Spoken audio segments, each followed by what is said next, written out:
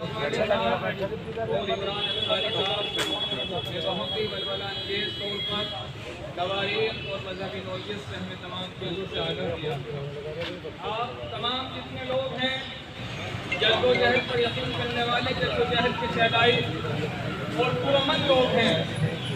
آپ نے اس تبدیلی صحرا میں اس طرح سے آپ نکل کے آئے۔ میں اہل سنت والجماعت کا سنی مسلمان ہوں، مگر کل یوم عاشورہ کا دن ہے۔ مجھے کربلا کی وہ تبتی ہوئی صحرا یاد آ رہی ہے۔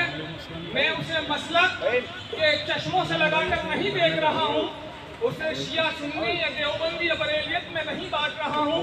میں حسین کی اس جد و جہد کی بات کر رہا ہوں کہ جب صحرا میں گرم ریت پر حسین ایک جد و جہد اور قافلہ لے کر گئے تھے، تو میں کہتا ہوں وقت کے یزیدوں سے کہ تم حسینی مزاج رکھنے والے، حسینی جد و جہد کے لوگ ہو، حوصلے سے کام لو۔ جس طرح سے بڑے بڑے فرعون لوگوں کا جو تکبر سے لیس ہے، ان کا گھمنڈ چکناچور ہو سکتا ہے، تمہارے صبر عظیم سے، تمہارے جد و جہد سے، تمہاری کوششوں سے، تمہاری لگاتار جد و جہد سے ان فرعونوں کا سر بھی جھکے گا، وہ تمہاری بات کو ماننے پر مجبور ہو جائیں گے۔ اگر 1757 میں سراج الدین دولا یا 1799 میں حضرت ٹیپو سلطان کے بارے میں حضرت مومن صاحب نے بتایا، تو میں ایک بات کو یہاں ایڈ کر دیتا ہوں، جوڑ دیتا ہوں۔ جب بہار قلعے کی جنگ ہوئی اور قلعے کے دروازے کو بند کر دیا گیا، تو ان کے مشیر خاص، ان کے وفادار نے کہا کہ سلطان اعظم جد و جہد زندہ رہے گی، اگر آپ چاہیں تو جنگ کے میدان سے رخ موڑ جائیے، اگر آپ شہید ہو گئے تو یہ جد و جہد ڈگمگا سکتی ہے۔ تو حضرت ٹیپو سلطان نے بڑے تواریخ میں لفظ کہے جو قیامت تک دنیا کی تواریخ میں زندہ رہیں گے۔ آپ نے کہا 100 سال کی گیدڑ کی زندگی جینے سے بہتر ہے ایک دن کی شیر کی زندگی جیوں گا۔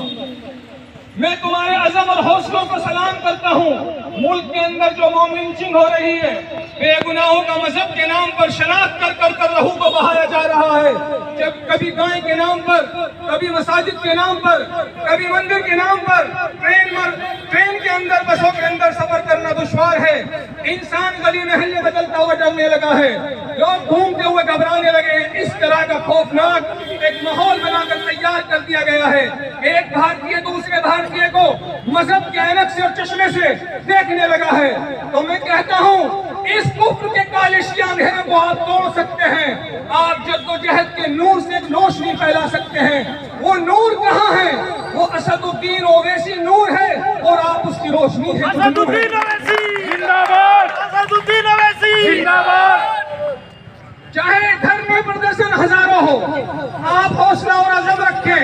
تمام ایسی جد و جہد جو پاکیزہ جد و جہد ہے، آپ کو میں ایک بات کہہ کے یہ مختصر لفظوں پر یہاں لگام دوں گا اپنے لفظوں کو، کہ آپ ثواب کی نوعیت سے جد و جہد اور کوشش سے اپنی گلی محلے میں کرتے ہیں، خیرات، زکوٰۃ اور صدقے دیتے ہیں، وہ آپ کی مذہبی نوعیت ہے۔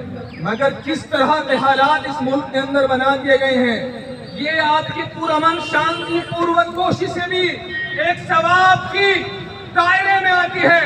یہ بھی ایک آپ ایسا عظیم کارنامہ پیش کر رہے ہیں کہ لوگ تھر تھر کانپتے ہیں، لوگ بولنے سے ڈرتے ہیں۔ وہ ظالم لوگ یہی چاہتے ہیں کہ لوگوں کے لبوں کو سی دیا جائے، لوگ تھر تھر کانپتے رہیں۔ مگر جب تک کانسٹیٹیوشن اور سمویدھان اور قوانین زندہ ہے، آپ بولتے رہیں گے۔ آپ کے بڑوں نے جب عظیم قربانی دینے کے بعد بھارت کے سمویدھان کو بنوانے میں مدد کی تھی، وہ سمویدھان کہتا ہے ہر ظلم کے خلاف آپ تن کر دیوار بن کر کھڑے ہو جاؤ۔ تو میں تمام غیور اپنے ذمہ دار ضلع کے پردیش کے لوگوں کو مبارکباد پیش کرتا ہوں، اور اسد الدین اویسی صاحب اور شوکت صاحب کو ایک مبارکباد پیش کرتا ہوں کہ انہوں نے ایک عظیم پاکیزہ جد و جہد کے لیے ہم لوگوں کو پکارا۔ آپ تمام غیور لوگ ہیں، جد و جہد کرنے والے لوگ ہیں۔ میں اسی کے ساتھ اپنی بات کو یہی ونام دیتا ہوں۔ خدا